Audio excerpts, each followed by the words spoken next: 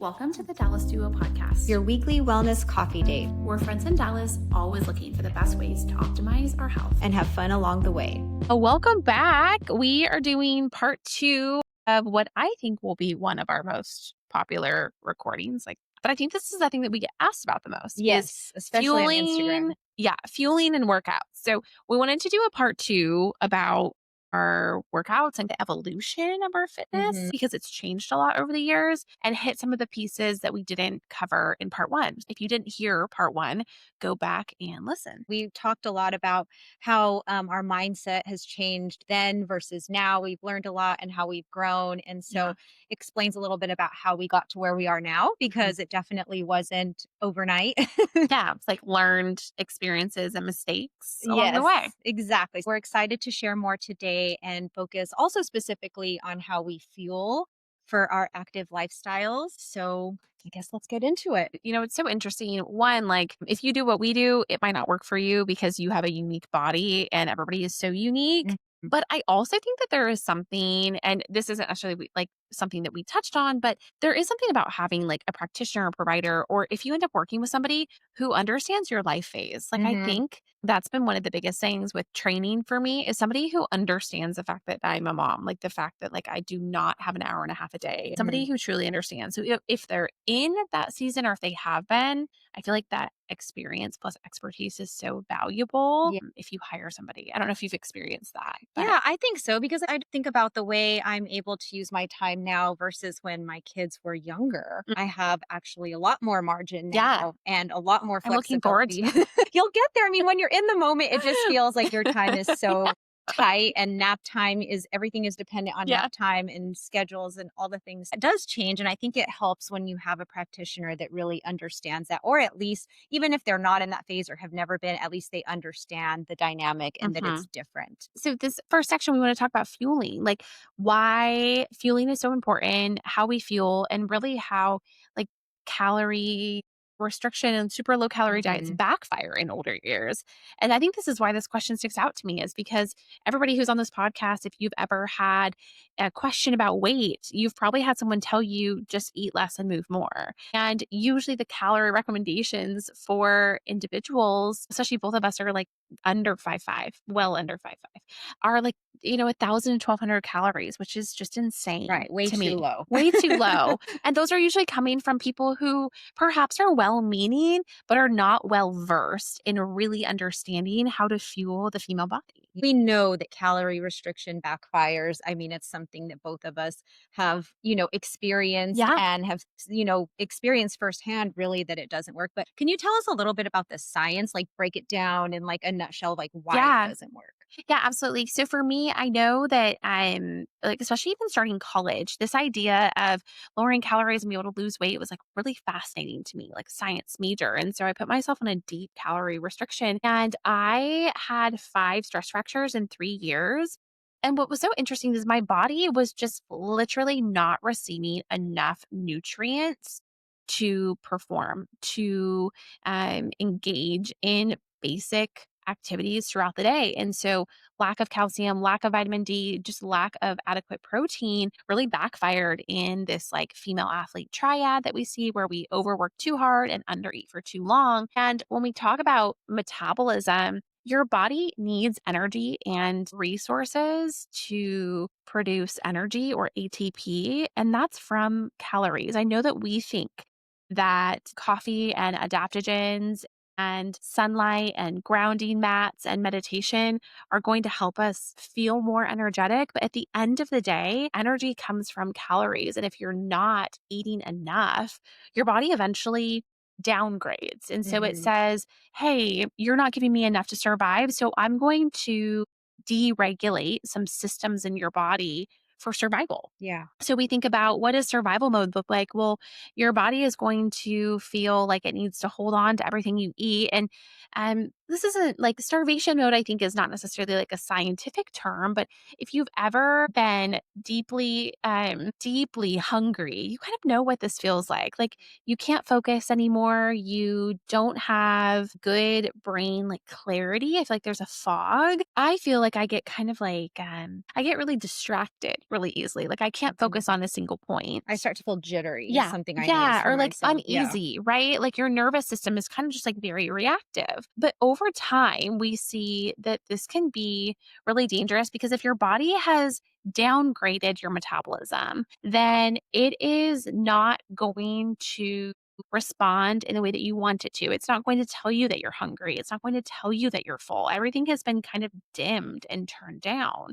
So, a lot of my patients, when they start eating enough protein, enough fiber, instead of gaining weight, they actually first like gain energy, start having regular bowel movements, and feel focused again for the first time. And we really have to re regulate again before we can even look at weight loss because we just need the body to work at full capacity. And gut health is one of the first places it shows up. Like if you're constipated, it's probably because you're not pushing enough food through your body on a regular basis. So literally your digestion Yeah, slows it's down. slowed down. Yeah. Yeah, and that makes It makes sense. sense. The body is so intricate and so unique, but I find that in this day and age, I feel like a lot of people might be overfed, but they're undernourished. You might be hitting Mm. your calorie needs per day, but you are certainly probably not hitting your protein, fiber, and micronutrient needs like your iron or your calcium needs to really focus optimal health. So like a lot of empty calories or Mhm. like diet type foods, Yeah. like that kind of thing that your body's really not getting the right nutrition Yeah. from it. Or that you have like glorified one food that you're like, this is my superfood. So I'm going to eat broccoli or asparagus every day, which is great. Broccoli and asparagus are wonderfully healthful foods. But there are also other foods that we need to round out our nutrient needs. Yeah. As you're speaking, I think back to when I ate a very low fat diet and Yeah. I really like shudder to think that my brain probably couldn't work at full Yeah. capacity Yeah. during that time because you need fat, your brain needs fat. And I think that's one area where, a lot of women can struggle Hmm. is embracing the idea that fat is good. And I'm thankful that like in this day and age, that's more of the messaging Yeah. versus when I I was mean, we're in a my lot 20s. prettier when we have a lot more fat on board. Fat is what fuels our hormones. And so, your sex hormones literally need fat to survive. So, all of my females, although it's individualized, almost everyone I talk to can't do less than 50 grams per day. And that's really what we see as important for fertility, but also so that you don't have brittle nails or dry skin Yeah. or your hair falling out and you want to look good. Well, aesthetic nutrition comes from eating enough fat. Exactly. And I think protein plays a big part, which we're going to talk about, a little Yeah. bit more how, vital and important that is. I Yeah. also had a vegan phase. I'm raw vegan. My Yeah. my poor rancher dad was like, "What in the world?" It's so funny. So that's like a really good point. Protein is having a moment, and Yes. I feel like it was fiber for a while, and that made me really happy. Protein is having a moment, and I would say that the requirements for protein in the past, I don't think are necessarily high enough to support female health. And I've always been kind of on the higher side of recommendations for that. I usually like to see Mhm. like a ballpark of like 30 to 35% of calories coming from protein. So the percentage Mm. of your diet, about a third of it coming from protein. Depending on how large of a human you are, sometimes that is like 1 gram per pound of body weight. But honestly, that number kind of shifts depending on what your goals are, what type of Mm. workouts you're doing. If you are an endurance runner, we are probably not doing that much protein. You need much more carbohydrate to fuel Yeah. your body. It really depends. And so I would say, in general, 30% of your calories coming from protein is a good ballpark. But So that do you say like on the low end, it's like it's like 1 gram per 0.8. pound of Yeah, I would body say it's weight? anywhere from like 0.75 to 1 gram per pound of body weight Okay. is probably a good measure. And for individuals who are working on significant weight loss goals, it's usually not based on their body weight. It's usually based on their goal weight or their Right. ideal weight. So, like if you are 300 pounds, we're not having you eat 300 grams of protein every day. That So, makes that's like a really good disclaimer. But what's so funny to me is that because protein is having a moment, we think that we need to put protein in everything. Yeah. And then that decreases the quality of the protein that you're eating. And that can also cause like inherent GI distress because like no one really tolerates ultra Mm. processed protein very well. Yeah. So it's kind of So, like consider the source where yeah, you're and the getting it and quality. the timing, like you want to spread it out throughout the Yeah. day. Yeah, like, I would be lying to you if I said that I didn't have, like, a protein bar or a shake most days, but I do try to consider if I had a protein shake with my lunch, I'm definitely not going to have an additional one that day. I'm gonna make Mm, sure that my protein source is coming from like real food. fish or salmon at all of my other meals. I try to really, block it into one meal and not all meals. And really prioritizing those whole food sources. Yeah. Because I mean, I do a protein shake or bar probably at most days, Yeah. but again, it's like one, not Yeah. like relying on that full. 'Cause I think you're also not very, like, satisfied by it. Like, I Mhm. eat it because I need to. Like, this morning on the way out the door, I realized, like, dang, I really didn't have enough protein, so I grabbed an additional bar that, 75% of it was eaten by my son. But I grabbed it out of convenience to help meet my goals, but I also know that it's from, like, an inadequacy of me not eating enough breakfast. So, Yeah. I try to get that real food, whole food source as first priority. Yeah. Okay, so let's talk about training styles. I know that we have definitely evolved in the type Mhm. of training that we do now. What do you feel like your like kind of like split is now in terms of training? Now it's probably 80 to 90% strength training, and Yeah. that's with weights, and like 10% cardio. Yeah. And what was it like 10 years ago? 10 years ago was like literally the complete opposite.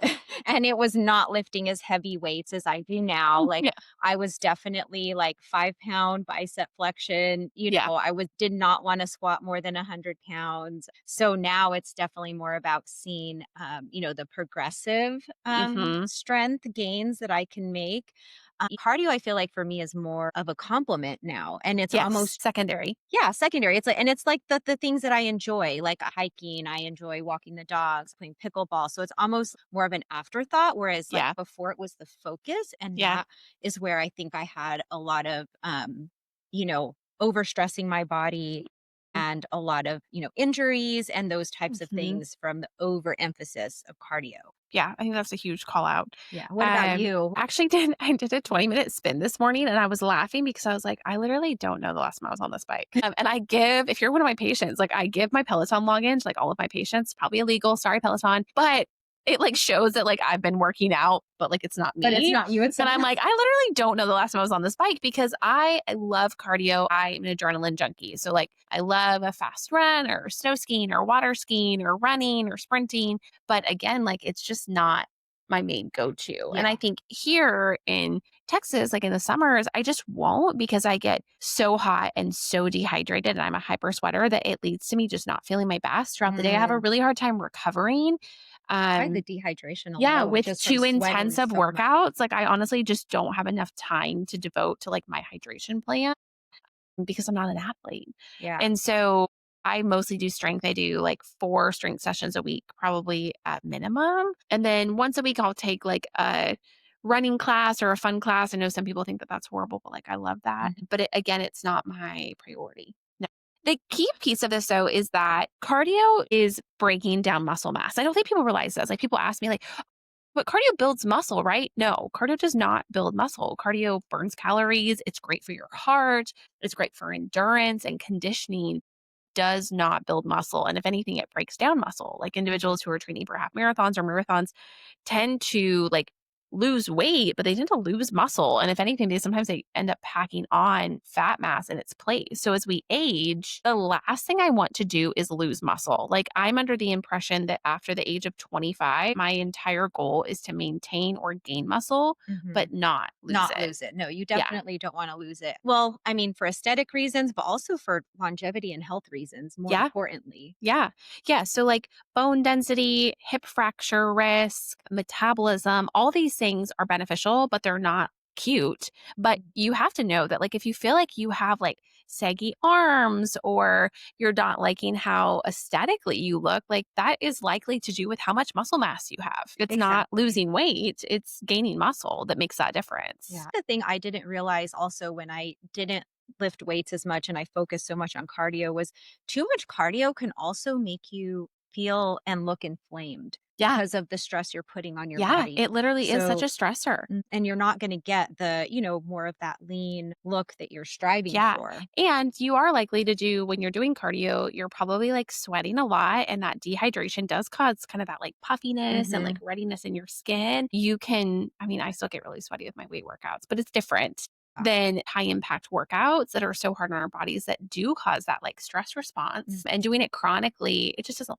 yeah, look good. Yeah, it's not good for you overall. Yeah. I know for me, like strength training was something that I knew that I wanted to do. I was so adamant about doing it before I got pregnant and during pregnancy because I lost so much muscle in that fourth trimester. It was insane. Mhm. And then I wanted to be able to recover after and feel like I knew how to get into that routine. Yeah, no, for me with my last pregnancy, it was kind of like starting from ground zero because I really didn't strength train during Yeah. that last pregnancy because I just didn't feel good. Yeah. And so it was just really tough for me to feel good about being active. And so that was really starting from square one again Yeah. and building up strength. And it's crazy how quickly you can lose muscle. And I don't want to scare people and say, if you don't do it when you're young, you can't ever do it.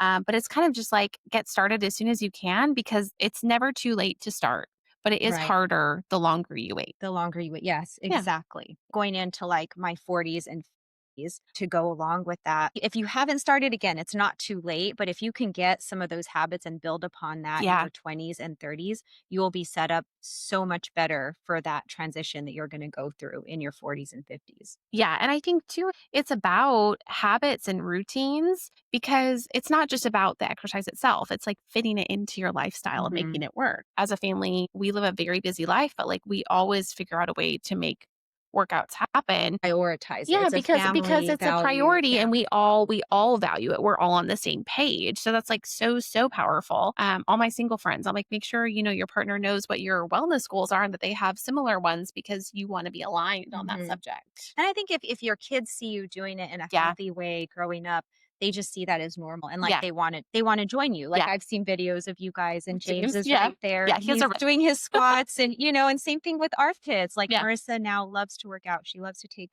different workout classes and she's not intimidated by that. Yeah. Andrew loves to be active and he And they loves know it's to like a healthy, positive thing. They don't see yes, it as like a bad thing or like or chore like I yes, or have we to like do have to this. burn calories or we have to go work out. It was always so important to me to be like a healthy role model. And I think that that is so empowering. I think that we're both fortunate in that we started kind of early, figured out along Hmm. the way what we like. We've had a lot of resources to learn about strength training and how Yeah. to be active. And, we've been in that world for a long time. So I think sometimes maybe we take it for granted that it's just easy to start because Yeah. it's not easy to start if you don't know. And Hmm. sometimes that knowledge barrier can be intimidating. Yeah. So we should talk about things that we would recommend for people who are just starting out. Yeah. Um, I so looking back, I think that the best thing that I could have done, and I did this a little bit like in high school because there were like some free sessions, but I wish I would have worked with a trainer sooner. Mhm. Not for motivation. I have a ton of motivation, not for accountability. I didn't need that either. For form and for weight recommendations. So many of my patients are lifting weights incorrectly in a way that's causing injury and not lifting enough weight. And so they have it in their calendar, they're doing it and it's ineffective. Mhm. I hate inefficiency so much. And so I know if I'm lifting weights, like I'm doing it with good form and the right amount that's actually going to make a difference. Otherwise, I don't want to do it. Yeah, form is so important. And that is one thing that I've learned from working with Ryan Yeah. over the years. Like That's why I he's have such good form is thanks yes. to Ryan. I mean, he's taught me really Yeah. everything that I know about strength training. And so I think that that's something that fits into your budget to prioritize maybe booking a few sessions with someone who can teach you and then Yeah. they can create a program for you to do on your own. Yeah, then you don't need them forever, Yes. but it really is just like the survival skills in the beginning. Like, Hmm. do you know how to do a squat? Do you know how to do a lunge? Do you know what a hip hinge is Yeah. and a row? And then how should you be changing your weights over time? Yeah, yeah, how to do your programming, your tempo, like Yeah, learning about all of that. It's so worth it to either pay a trainer for a couple sessions yeah, and learn, or even if you could find a class that maybe teaches that. yeah, You have to be a little careful because not everyone focuses on form, but yeah, that could be another way that you can start to learn and feel more comfortable at the yeah. gym. All my clients know, like, I love there are virtual resources that I love, but I don't recommend those for individuals that don't have a background. If Mhm. you are just starting out with fitness, I want you to see someone in person because you really need that hands-on support to make sure you're doing it appropriately. Because I Mhm. want you to be able to lift heavy, but with lifting heavy comes the responsibility that you know how. Yeah, you don't wanna hurt yourself. I mean, Yeah. that's the last thing you wanna do is get injured and then not be able to be active. Yeah, exactly, exactly. So I think that's such a powerful tool. There are so many fitness myths out there. If you're not sore, it didn't work. This is funny to me because I think that there's like two types of workouts. I think there's the one that I'm not sore from that was super beneficial for my body. Mhm. And there's also the one that like 2 days later, I'm It can like sneak sore. up on Like it's you. like that's Yeah. like Pilates to me. It's again, it's the myth of, like, thinking you have to be sore, like, you Yeah. don't Or always you have have to to be give like sore. 120% at every workout. It's probably Yeah. not the case. What about fasted workouts burn more fat? I think that Yeah. a lot of people still believe Yeah, that so I one. think there's research to show that if it doesn't change your performance, that fasted or fed workouts are just as effective. But in the female population, I think there's greater research to show that we are more vulnerable to feel like we're in a starvation mode. And that can be bad hormonally. And so females do better in a slightly fed state for their workouts. And I think that that is really unique. Like I ate, I think like a couple scrambled eggs because that's what was out. And then I ended up doing my workout and then I kind of finished my breakfast afterwards. So sometimes it's like half a meal now, half a meal later. And that can be individualized to what you kind of tolerate before a workout. But I think a little bit of something goes a long ways. I think so too, and that's what I'm hearing more as well, is that, like, especially for women, that that's Hmm. not the most beneficial way to go into your workout is with nothing or with just Yeah. coffee. And that doesn't mean Um, like you're adding a pre workout or you're adding a post workout yeah, snack. It's not that you're adding more calories. It's just that you're changing the timing of your right. intake. Right. Like you said, it doesn't have to be something really big because, like, I've been doing a combo of protein and carbs Yeah. before, and it's nothing huge. It's like a cottage cheese toast. Yeah, Okay. But that's like the that's like, perfect yeah. balance. Yeah, you probably get like 10 to 15 grams of one and 10 to 15 grams of the other. That's going to get you through your workout so you can actually probably perform a little bit better Hmm. and replete that stored carbohydrate or glycogen that you had in your body that you're utilizing during your workout so that you don't end up in like a deep net kind of deficit afterwards, which we all Hmm. know what that feels like when you're like deeply hungry after a workout because you didn't eat and you Yeah. have this like deep hunger that you have to fulfill and it kind of follows you throughout the day. Yeah. Or you can tell, like, mid workout, you're like, okay, Oh, I'm you're running like out of hitting a gas. wall. Yes, you literally hit a wall. You're like, Yeah. okay, that's all I have to give. I can't do anymore. I know we talked a little bit about inflammation, stress from overtraining. I think we both experienced this. Like, a little bit of inflammation makes sense. It's like your body perceives this hard thing that you're doing, and so it's building up inflammation. But that inflammation goes away when you give yourself a recovery. If you don't give yourself recovery and time to sleep and hydrate and not do that exact same thing at 120% the next day, you're going to see that inflammation go down. But if you are chronically hitting a 6 a.m. like hit class over and over again and feeling like you can't lose weight or you're puffy or not seeing performance gains, it's probably time to switch up the intensity and Mhm. also really focus on your recovery. Yeah. And also seasonally, in the summer, like, I cannot take a heated class. No, Like, I'm no, just, I there's no can't. way. No. There's Sorry, no way. Sculpt. I Yeah. won't be there. I'm like, I I'm love you. out. I'll be back in the Yeah. fall. Yeah. See you when it's frozen. Yeah, exactly. So I think that's a really good call out. And in the summer, I'm like, I'm outside a lot more. I'm sweating a lot more just from like breathing Mhm. outside. It's hot here. So like I'm doing different types of workouts than I will do when it's cold. I agree. I think we should talk a little bit about, like, our mindset toward working out when we're traveling, Oh, because I yeah. think that's I a love big that. one, because it was something I used to stress out about, Yeah. like, "Oh, I have to do X amount of workouts while we're traveling to Yeah. maintain blah, blah, blah." And now it's more of like, I'm gonna be active on some days, Yeah. when I'm traveling, maybe some days not as active. I throw in things that I can't do when I'm in Dallas that I can do when I'm in the mountains, Yeah. you know? And we both go to like outdoorsy, cooler Yes. places. And so for that reason, the thing that I love is that over the time, like evolution of like the definition of fitness has changed. Like I'm like, Mhm. oh my gosh, we were at the beach all day and we played in the water and we swam and like we were really active. Like that counts as my Yeah, workout. I yeah. don't have to like do my exact programmed workout. Yeah, it But then doesn't feel like also, as regimented, or it yeah, doesn't have to be. yeah. But I still, when I was gone, I really try to prioritize strength training, my cardio and outside activity time. I love just incorporating that in Washington lifestyle. And then during nap time, 3 days a week, I would do strength. Yeah. Yeah, it's a lot more flexible. I Yeah. feel it's a lot more joyful when you can more so go with the flow Yeah. and, And enjoy there's where you like are. inherently more variety that way. Like Mhm.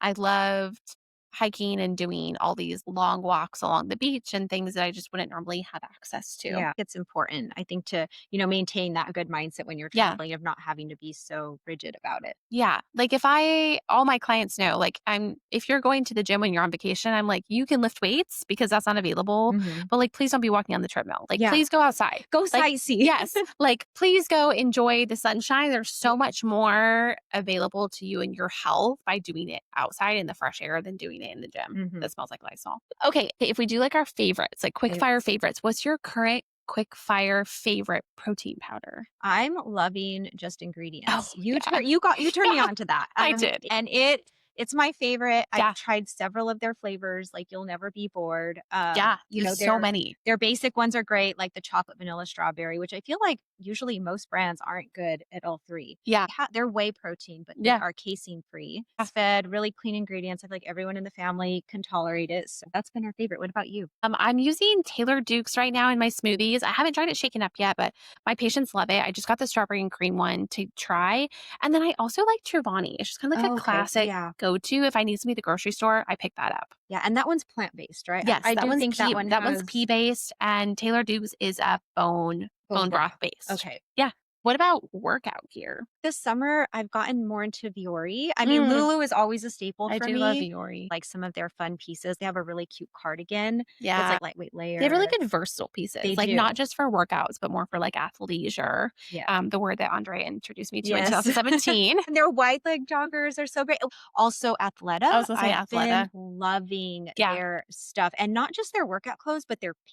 Like, I love their trousers. I even got their barrel leg pant this summer. They're really cute. You can really dress it up, dress it down. But I also like that on their pants, they don't have like the logo, especially like on their trousers. They're really and stuff. discreet. They're really discreet. So no one knows you're wearing like an active brand. Yeah. Yeah. I love that. What about you? I've been really into some of the Lulu dupes. Like I think Honey Nuts is one of them that have some really good shorts. I've been using like running shorts, biker shorts. Yeah, biker shorts, I guess, that I use for running that I really love how soft and buttery they are. Your go-to fueling snack, you said cottage cheese and toast. I've been doing a cottage cheese toast. Sometimes I just do it plain. I love Good Culture. I realize that I don't know if I love cottage cheese or if I just love Good Culture cottage cheese. It's so good. And I could not find it literally anywhere in Taos. I finally found it at one store and I was so happy.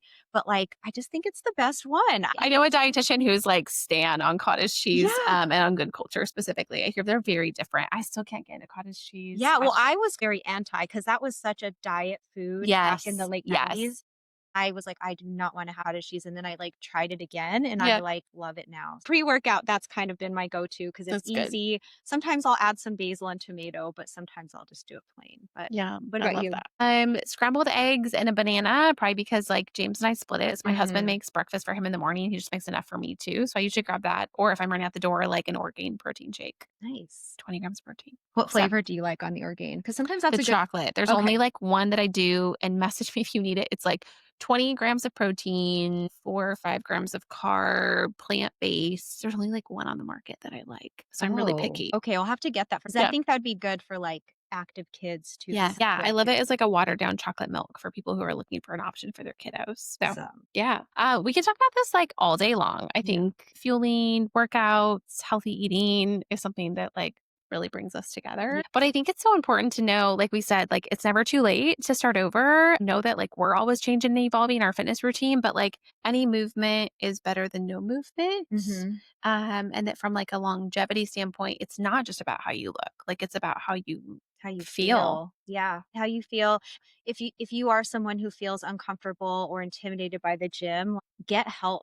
Do a one-on-one, do in-home one-on-one, right? Like there are so many resources now to make you feel better. You can empower yourself by learning about it. You know, it's like, it's not one of those things that we're really like taught. I mean, maybe you're taught in school if you are in athletics and maybe you get a little bit of education there. Maybe not. Maybe not. I mean, I wish it was something that was like included in school PE curriculum as kids got older. I know. But yeah, I mean, there's no shame in asking for help. There's no shame in wanting to learn. Everybody starts somewhere. So assume going into the gym that everybody there was at one time in your shoes. Yeah.